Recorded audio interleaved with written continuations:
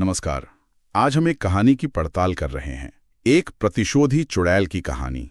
हाँ, ये कहानी है ओलेना की। एक ऐसी महिला जिसका जीवन युद्ध में उथल-पुथल हो जाता है।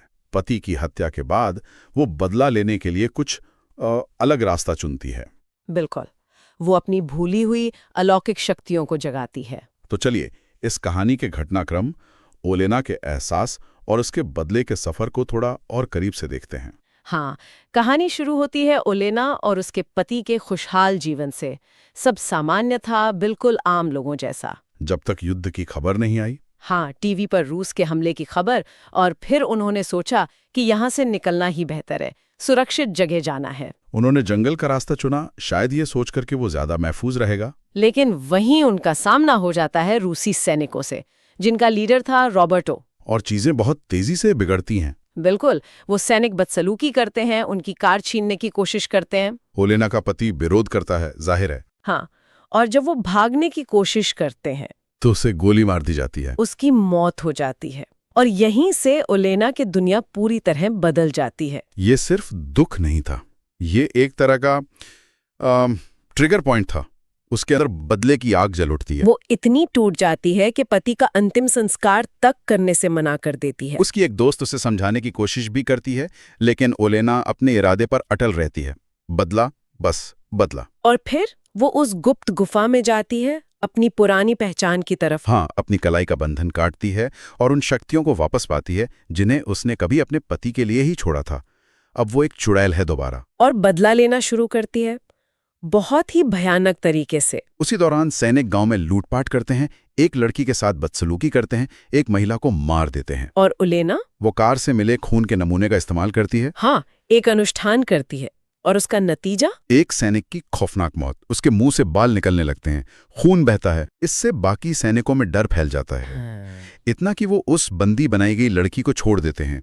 ओलेना उससे अपने साथ मिला लेती है। लेकिन उसका बदला और भी क्रूर होता जाता है। बिल्कुल। एक सैनिक को पेड़ से बांधकर सबके सामने मार देती है, जैसे कोई बम फटा हो। उसकी दोस्त उसे रोकने की कोशिश करती है, कहती है कि निर्दोषों को नुकसान मत पहुंचाओ, सैनिकों के परिवार को इसमें मत घसीटो। बिल्कुल। पर ओलेना सुनने को तैयार नहीं। यही कहानी एक मुश्किल सवाल उठाती है, बदले की हद क्या है? क्या बदला लेते लेते इंसान खुद वैसा ही बन जाता है जिससे वो लड़ रहा है? सही बात है। वो एक सैनिक को उसके मरे हुए परिवार की तस्वीरें भेजती है, और वो सैनिक डर के मारे भागने की कोशिश में अपने ही साथियों को गाड़ी से कुचल देता है। और अराजकता।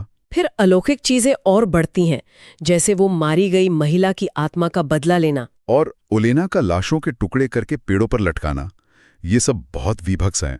हाँ, ये उसके बढ़ते गुस्से और शायद उसके अंदर के अंधेरे को दिखाता है। इसी बीच रोबर्टो उसे देख लेता है और गोली चला देता है। ओलेना घायल हो जाती है। अब लड़ाई आमने सामने की है। सैनिक खून के निशान का पीछा करते हुए ओलेना की दोस्त के घर तक पहुंच जाते हैं। ओलेना जादू का इस्तेमाल करती है, बाहर के दो सैनिकों को आपस में ही लड़वा कर मरवा देती है। फिर रोबर्टो और एक और सैनिक घर के अंदर आते हैं। रोबर्टो इतना डरा हुआ होता है कि अपने ही साथी को गोली मार देता है।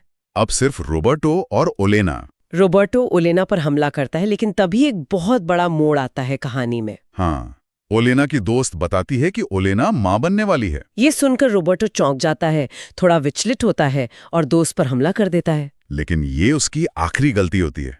ओलेना शायद अपने आने वाले बच्चे के लिए अपनी पूरी ताकत से आखिरी वार करती है। और रोबर्टो मारा जाता है। अंत बहुत अप्रत्याशित है, बदले की आग जैसे बुझ जाती है। हाँ, मातृत्व की खबर उसके लिए एक नई शुरुआत जैसी होती है।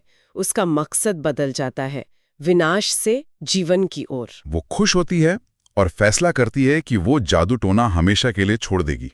एक सामान्य जीवन जिएगी अपने बच्चे के साथ। तो ये कहानी जहां एक भयानक बदले के सफर से शुरू हुई थी, वो मातृत्व की एक नई उम्मीद पर खत्म होती है। ये सोचने पर मजबूर करती है कि जीवन का असली मकसद क्या है, अतीत का हिसाब चुकता करना या भविष्य की ओर देखना। बिल्कुल एक दिलचस्प सवाल छोड़ जाती है ये कहानी।